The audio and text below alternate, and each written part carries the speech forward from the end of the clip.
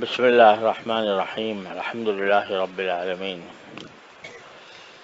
والصلاة والسلام على رسوله الكريم وعلى آله وأصحابه أجمعين وعلى كل من تبعهم بإحسان إلى يوم الدين. أما بعد،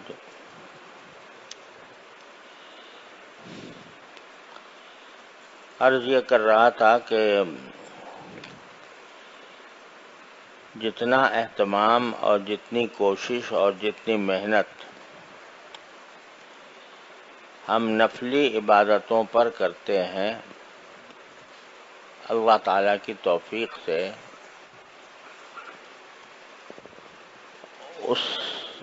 اتنی ہی محنت اور اتنا ہی مجاہدہ، اتنی ہی مشقت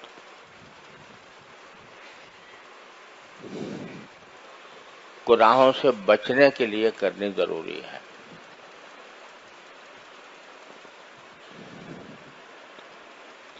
اگر کوئی شخص ساری زندگی کوئی ایک نفلی عبادت نہ کرے، فرائض اور واجبات پر اکتفا کرے،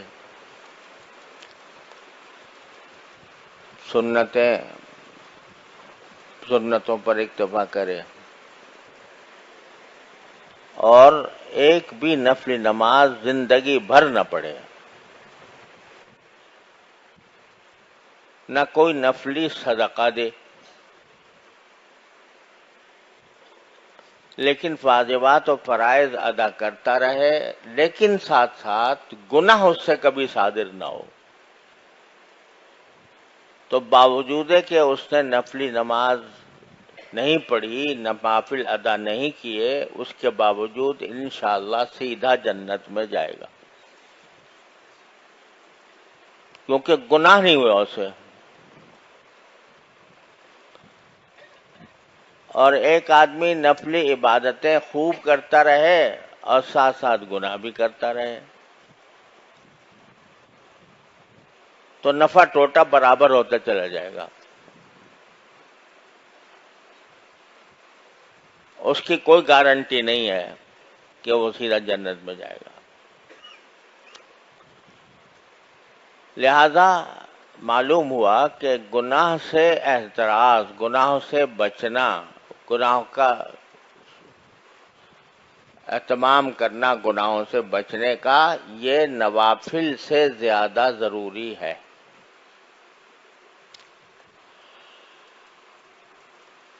تو میں نے کل عرض کیا تھا کہ عام طور سے ہمارے دور میں جو فتنے ہیں گناہوں کے، ان میں نگاہ کا فتنہ سب سے زیادہ اشد ہے۔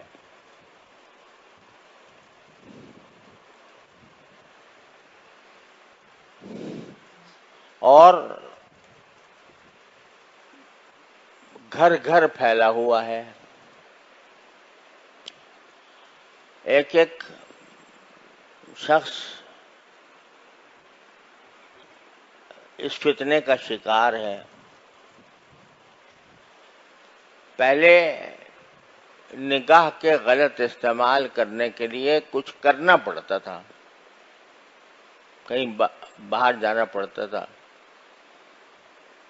کسی کو سنیما دیکھنے کا شوق تھا تو سنیما گھر میں تو ملتا نہیں تھا، لائن لگا کے ٹکٹ لے کے جاتا تھا۔ اب نہ لائن لگانے کی ضرورت، نہ ٹکٹ دینے کی ضرورت، نہ گھر سے نکلنے کی ضرورت، موبائل میں سب کچھ موجود ہے۔ لہذا یہ فتنہ شدید سے شدید تر ہوتا جا رہا ہے،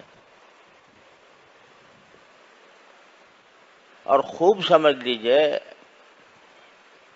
اللہ تعالیٰ مجھے بھی سمجھ عطا فرمائے، آپ حضرات کو بھی عطا فرمائے، کہ نگاہ کا غلط استعمال جو ہے وہ نور ایمان کو سلب کر لیتا ہے، اللہ بچائے۔ ایمان کا ایک نور ہوتا ہے، عمل صالح کا ایک نور ہوتا ہے، اللہ جل جلالہ کے قرب کا ایک نور ہوتا ہے، اور نبی کریم سرور عالم صلی اللہ علیہ وسلم نے دعا مانگی ہے اس نور کی۔ صبح کو فجر کی نماز کو جاتے ہوئے جو آپ دعا فرماتے تھے وہ اللہم اجعل فی قلبی نورا وفی بصری نورا وفی سمعی نورا وفی لسانی نورا وعن یمینی نورا وعن شمالی نورا ومن فوقی نورا ومن تحتی نورا۔ کوئی چیز چھوڑی نہیں جس میں نور نہ مانگا ہو۔ یا اللہ مجھے میرے دل میں نور دے دے، میرے آنکھوں میں نور دے دے، مجھے میرے کانوں میں نور دے دے، میرے بصر میں نور دے دے، میرے دائیں نور دے دے، میرے بائیں نور دے دے، میرے آگے نور دے دے، میرے پیچھے نور دے دے، میرے اوپر نور دے دے، میرے نیچے نور دے دے، میری زبان میں نور دے دے، اور نور میرا بڑھاتے ہی چلے جائیے۔ وَعَظِمْ لِي نُورًا، اور یہاں تک کہ یہ کہہ دیا وَاجْعَلْنِي نُورًا، مجھے ہی نور بنا دیجیے۔ کیا ہے یہ؟ یہ نور مانگ رہے ہیں نبی کریم سرور عالم صلی اللہ علیہ وسلم۔ یہ کاہے کا نور؟ ایمان کا نور، تصدیق کا نور، قرب الہی کا نور، تعلق مع اللہ کا نور۔ یہ نور ایمان کے اندر، ہر صاحب ایمان کے اندر ہونا چاہیے۔ اس لیے صبح صبح رسول کریم صلی اللہ علیہ وسلم یہ دعا مانگتے ہیں کہ مجھے دے دیجیے۔ اب یہ نور جو ہے نا، یہ تو گناہ کے ساتھ جمع نہیں ہوتا۔ گناہ بھی کرتا رہے آدمی اور نور بھی ملتا رہے ایمان کا، یہ مشکل ہے۔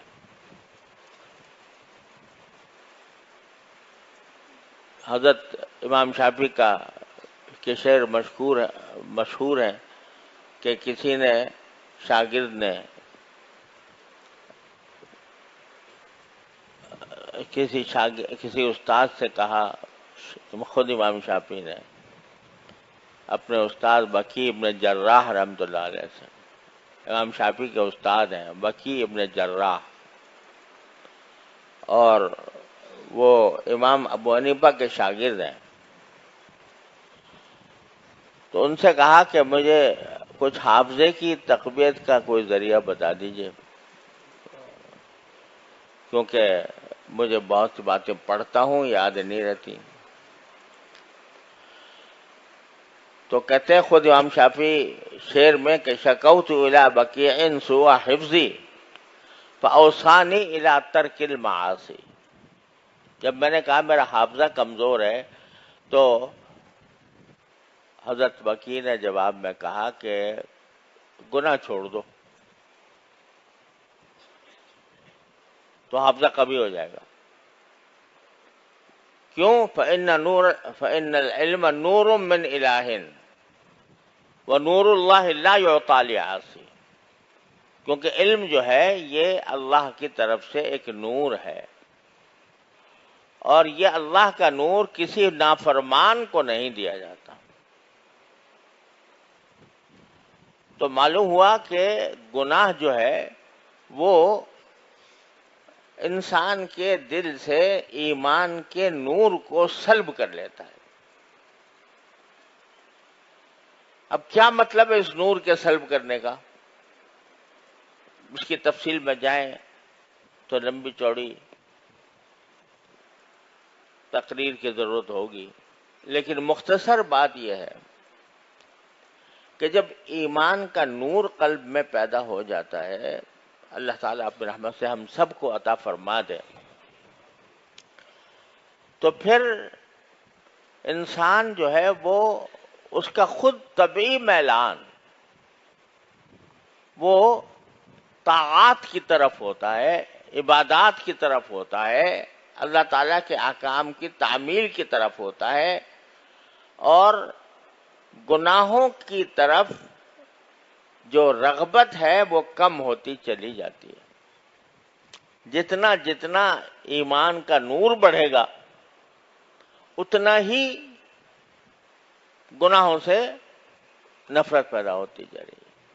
شروع میں آدمی بتکلف نگاہ گناہ چھوڑتا ہے، دل چاہ رہا ہے، دل مچل رہا ہے، دل کی خواہش ہے، تقاضا ہے کہ یہ گناہ کر لوں، لیکن پھر وہ زبردستی اپنے اوپر زبردستی کر کے اور اپنے نفس کی خواہش کو کچل کر بچ جاتا ہے.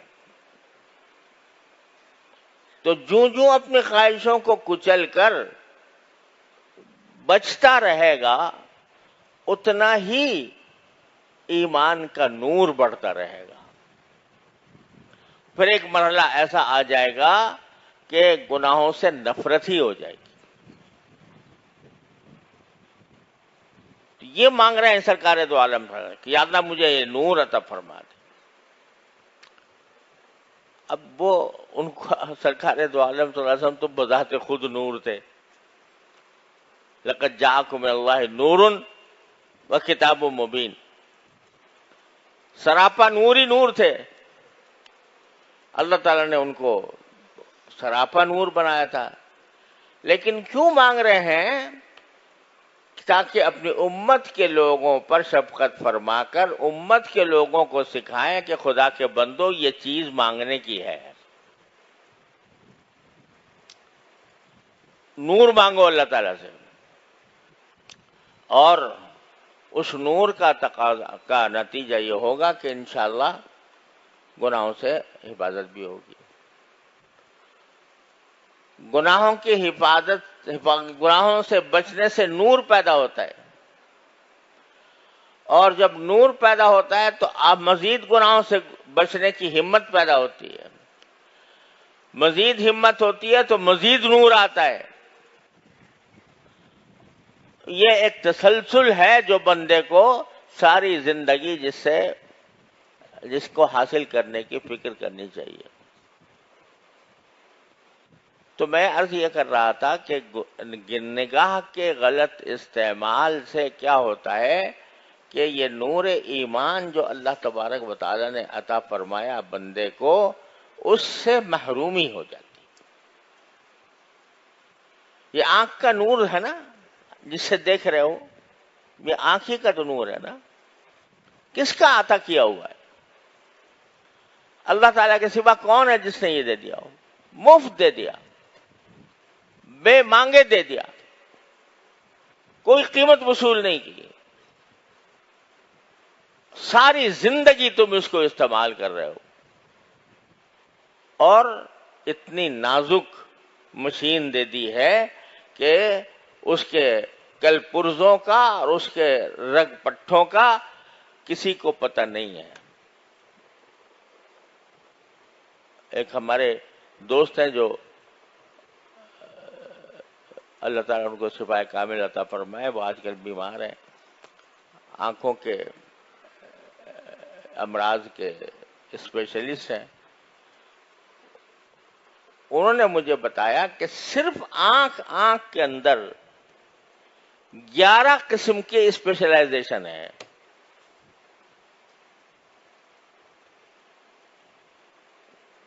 اس چھوٹی سی آنکھ کے اندر جو کائنات بنائی ہے اللہ تعالیٰ نے، اس کائنات کے جو اب تک 11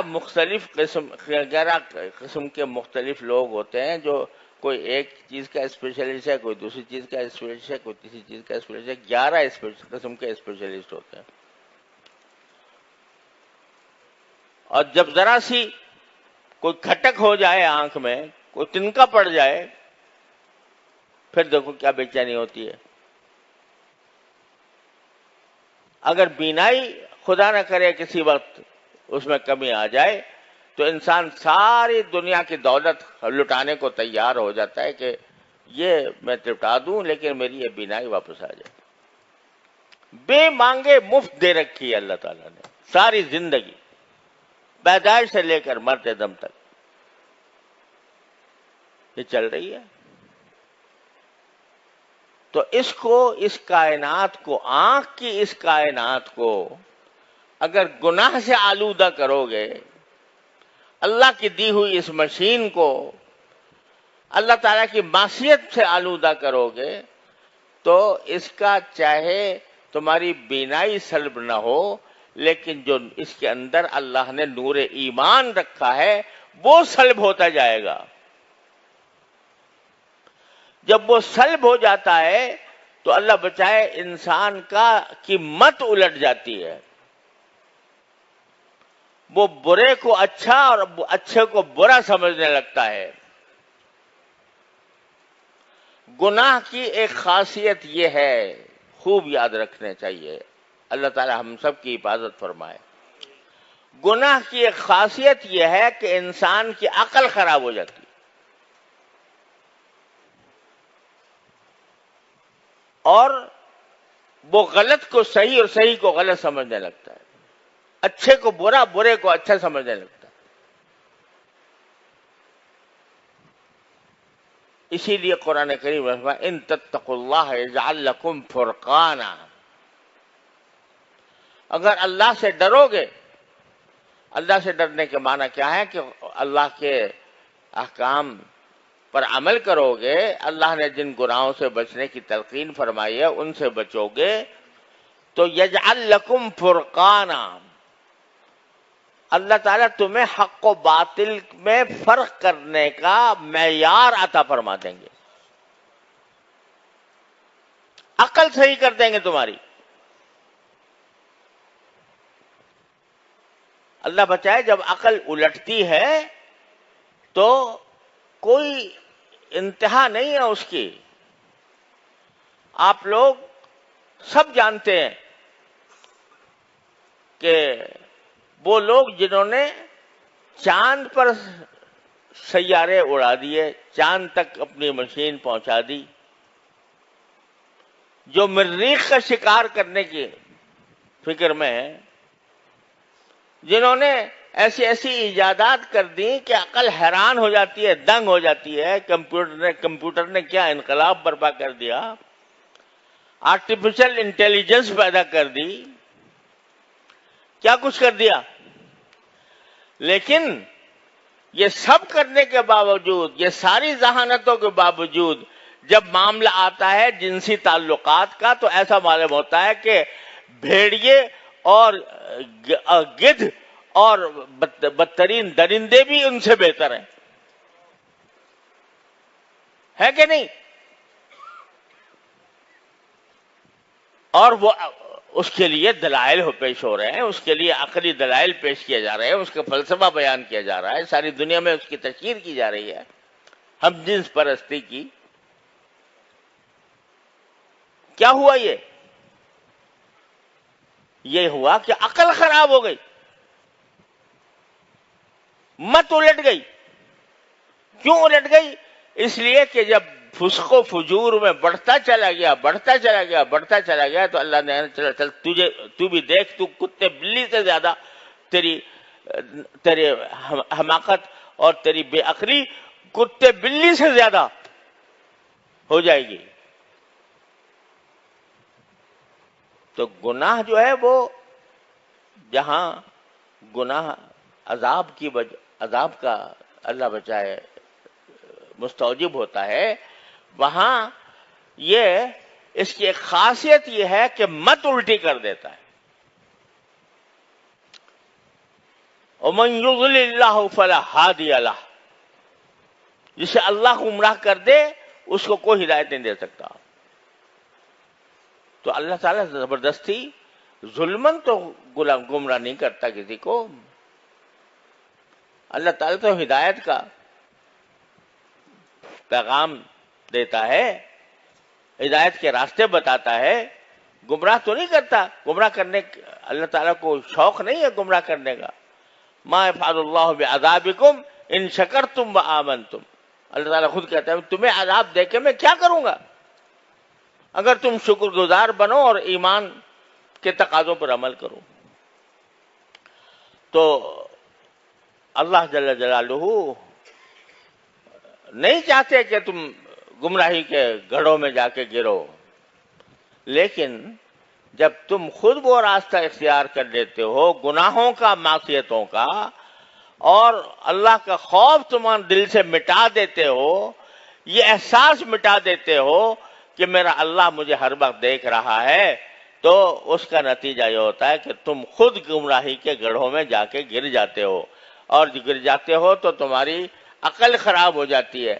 جب ایک مرتبہ گناہ کی خاصیت یہ ہے کہ جب تک آدمی نے کوئی گناہ نہیں کیا تھا تو پھر بھی ایک دل میں حجاب رہتا ہے، حجاب رہتا ہے کہ بھئی گناہ ہے، نہیں جانا چاہیے، اس کے پاس نہیں جانا چاہیے۔ لیکن جب ایک مرتبہ جرأت ہو گئی، ایک مرتبہ جرأت ہو گئی، شیطان بہکاتا ہی رہا، بہکاتا ہی رہا، بہکاتا ہی رہا، نفس آمادہ کرتا رہا، کرتا رہا، یہاں تک کہ آگے آدمی مجبور ہو کر کہ چلو یار کر ہی لو ایک مرتبہ۔ وہ کر لیا تو وہ جو ایک آڑ تھی نا تھوڑی سی، وہ ختم ہو گئی، وہ حجاب جو تھا وہ اٹھ گیا۔ اب جو ہے راستہ کھل گیا، بھائی اس دن کیا تھا چلو آج پھر کر لو۔ تو یہ حجاب جب ختم ہو جاتا ہے تو اسی کا نام ہے کہ اللہ تعالیٰ گمراہی میں بھیج دے، یذرہم فی طغیانہم یعمہون، وہ اللہ تعالیٰ ان کے سرکشی کے اندر ان کو چھوڑے رکھتا ہے۔ تو یہ معنی ہے نور ایمان سلب ہونے کے، اور یہ خاص طور پر آنکھ کو اللہ تعالیٰ نے نور کا ذریعہ بنایا ہے۔ اس نور سے ہم ساری کائنات کو دیکھتے ہیں، اس نور سے ساری کائنات کا مشاہدہ کرتے ہیں۔ اسی کو جب غلط استعمال کر لیا تو پھر یہ نور ایمان اس سے گھٹتا چلا جاتا ہے، برے کو اچھا سمجھنے لگتا ہے بندہ، رغبت طاعات کی طرف کم ہو جاتی ہے، معصیت کی طرف زیادہ بڑھ جاتی ہے۔ یہ معنی ہے نور ایمان کے سلب ہونے سے، یہ نور ایمان کے کم ہونے سے۔ تو اس لیے یہ پہلا جو قدم ہے اصلاح کے لیے، اصلاح نفس کا، اس میں بھائی نگاہ کی احتیاط سب سے مقدم ہے۔ اور مجھے پتا ہے کہ آج کے دور میں نگاہ کی مکمل حفاظت ایک مجاہدہ ہے بہت بڑا، لیکن بھائی بیٹھے بٹھائے تو کوئی دولت نہیں ملا کرتی، ہاتھ پر ہاتھ رکھ کر تو کوئی دولت نہیں ملا کرتی۔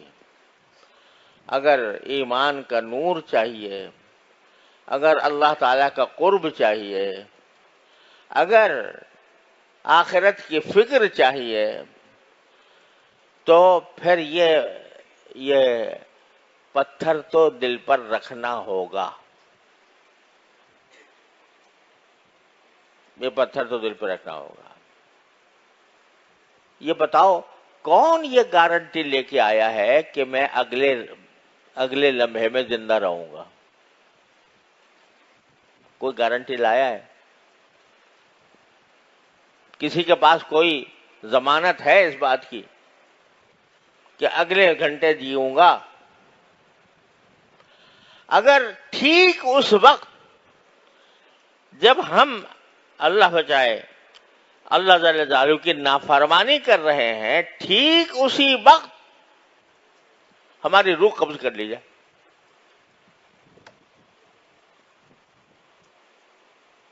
خاتمہ کیسا ہوا؟ خاتمہ بالخیر مانگتے ہو کہ نہیں؟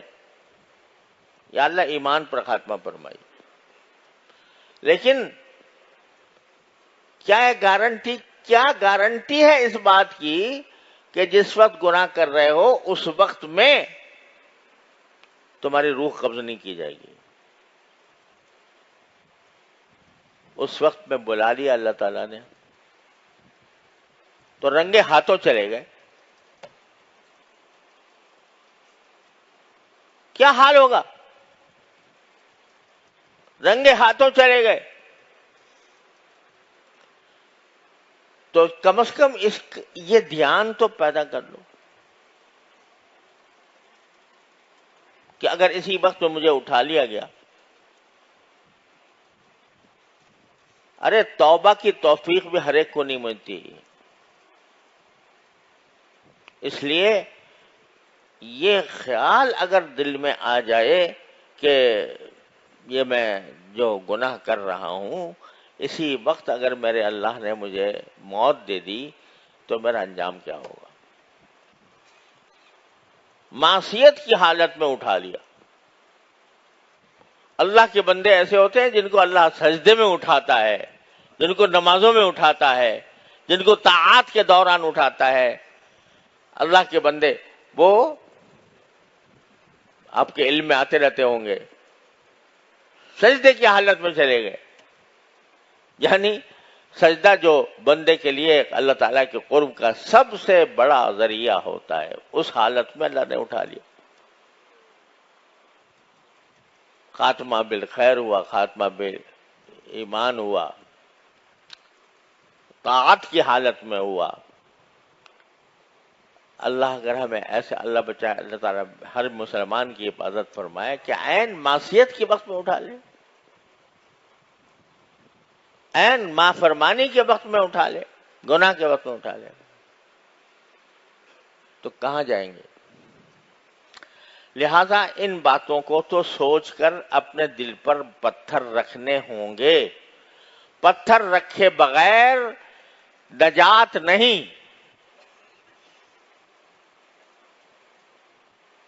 زبردستی کرنی پڑے گی اپنے اوپر، تب جا کے چھوٹے گی بری عادتیں، تب جا کے گناہ سے فراغت ملے گی،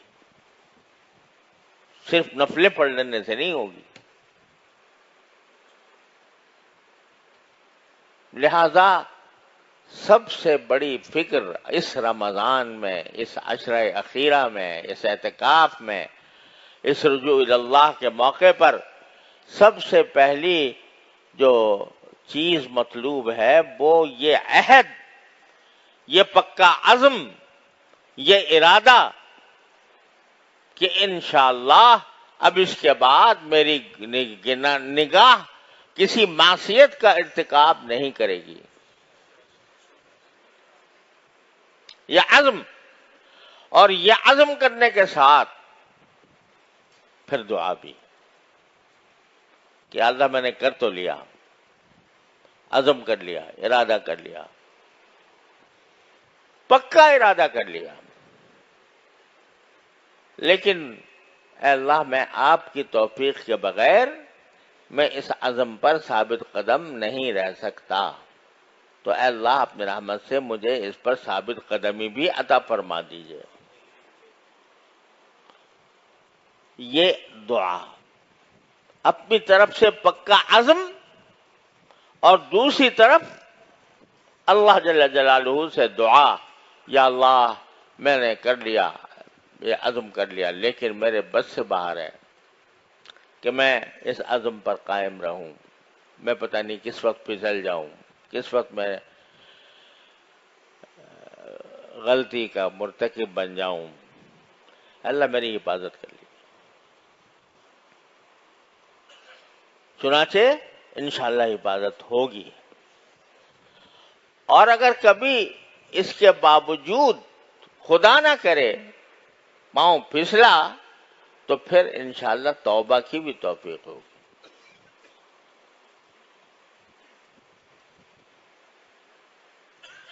تو یہ دو گزارشیں مجھے کرنی ہیں۔ نگاہ کے گناہ کی تفصیل میں جانے کی میں حاجت نہیں سمجھتا، آپ سب حضرات جانتے ہیں کہ کن فتنوں میں اس وقت ہم گرے ہوئے ہیں، نگاہ کے کن فتنوں میں گرے ہوئے ہیں، لیکن اس سے بچنے کی اہمیت دلوں میں پیدا کرنا مقصود ہے، اور اس سے بچنے کا طریقہ بتانا مقصود ہے۔ البتہ کوئی طریقہ بھی ایسا نہیں ہوتا کہ کوئی آدمی کو نسخہ گھول کے پلا دیا جائے اور وہ محفوظ ہو جائے۔ کوئی نہیں ہوتا ایسا. جو لوگ یہ سمجھتے ہیں کہ کسی کی جگہ چلے جائیں گے، کوئی مجھے دم درود کر دے گا، کوئی میرے اوپر نگاہ ڈال دے گا تو میرے دل سے سارے گناہ خود بخود بھاگ جائیں گے، ایسا نہیں ہوا کرتا. اگر ایسا ہوتا تو رسول کریم صلی اللہ علیہ وسلم کو دعوت و تبلیغ کی ضرورت نہ ہوتی. لیکن یہ انسان کو خود اپنے اوپر کچھ زبردستی کرنی پڑتی ہے. زبردستی کیے بغیر نہ دنیا کا کوئی کام درست ہوتا ہے، نہ آخرت کا کوئی کام درست ہوتا ہے. اپنے اوپر زبردستی تو کرنی. عزم کر لو کہ ہاں زبردستی کریں گے، اور پھر مانگو اللہ تعالیٰ سے کہ اللہ میں نے اپنی طرف سے عزم کر لیا، مجھے اس پر ثابت قدمی عطا فرما دیجیے. الذین جاہدوا فینا لنہدینہم سبلنا، جو ہمارے راستے میں اس طرح کوشش کرتے ہیں، ہم زبردستی ہم خود ان کو پکڑ کر لے جاتے ہیں سیدھے راستوں پر. لنہدینہم، ہم ضرور ضرور ان کو پہنچا دیں گے ان کے راستوں پر. یہ میں نہیں کہہ رہا، یہ میرا مالک کہہ رہا ہے، میرا خالق کہہ رہا ہے کہ ہم زبردستی ہم ان کو ضرور ضرور اپنے راستوں پر پہنچا دیں. بس ضرورت تھوڑے سے مجاہدے کی ہے. الذین جاہدوا فینا، مجاہدہ یہی ہے کہ دل کے خلاف کرو، زبردستی کرو اپنے اوپر، اور زبردستی کر کے اپنے آپ کو بچاؤ. یا اللہ اپنے فضل و کرم سے ہم سب کو اس کی توفیق عطا فرما دیجیے. یا ارحم الراحمین اپنے فضل و کرم سے ہمیں ہمت عطا فرما دیجیے. ہم بے ہمت ہیں، ہمت عطا فرما. ہم بے حوصلہ ہیں، حوصلہ عطا فرما. یا اللہ ہم کمزور ہیں، اپنے رحمت سے ہمیں قوت عطا فرما دے. یا اللہ ہم اپنے نفس اور شیطان کے ہاتھوں اے اللہ مجبور ہوئے ہیں. یا اللہ اپنے رحمت سے نفس و شیطان کے چنگل سے یا اللہ ہمیں رہائی عطا فرما دیجیے. ہمیں ان کی غلامی سے بچا لیجیے. خالص اپنی غلامی میں لے لیجیے، اپنی بندگی میں لے لیجیے، اپنی خاص رحمت میں لے لیجیے. ارے اللہ ہم سے اپنے فضل و کرم سے جو دعائیں آپ کے بارگاہ میں اے اللہ مانگتے ہیں، یا اللہ ہم اس کے مستحق نہیں ہیں، ہم ان کا مستحق نہیں ہیں، لیکن محتاج ہیں. یا اللہ ہمارے استحقاق پر نظر نہ فرمائیے. اے اللہ ہماری احتیاج پر نظر فرما کر اپنے فضل و کرم سے ساری دعائیں قبول فرما لیجیے. یا اللہ رمضان سے جب ہم یا اللہ باہر جائیں تو اے اللہ پاک صاف ہو کر جائیں، تب متقی بن کر جائیں. یا اللہ آپ کے ساتھ تعلق مضبوط لے کر جائیں. یا اللہ معصیتوں کے اوپر قابو پا کر جائیں، گناہوں پر قابو پا کر جائیں، اپنے ساتھ تعلق یا اللہ مضبوط کر کے واپس آپ کے ساتھ تعلق مضبوط کر کے جائیں. یا اللہ رمضان اس طرح ہم پر گزرے کہ ہماری گردنیں یا اللہ جہنم سے آزاد ہو چکی ہوں، ہمارے گھر والوں کی، ہمارے متعلقین کی، احباب کی، ہمارے دوستوں کی. یا اللہ سب کی گردنوں کو جہنم کے عذاب سے آزاد فرما دیجیے. اور اللہ ہمیں متقیوں کی زندگی عطا فرمائیے، عافیت کی زندگی عطا فرمائیے، اپنے رضا کامل کی زندگی عطا فرمائیے. آپ کے ناراضی کے اسباب سے ہمیں دور فرما دیجیے. وصلی اللہ تعالی علی خیر خلق سیدنا مولانا محمد وعلی آلہ واصحابہ اجمعین. آمین برحمتک یا رب.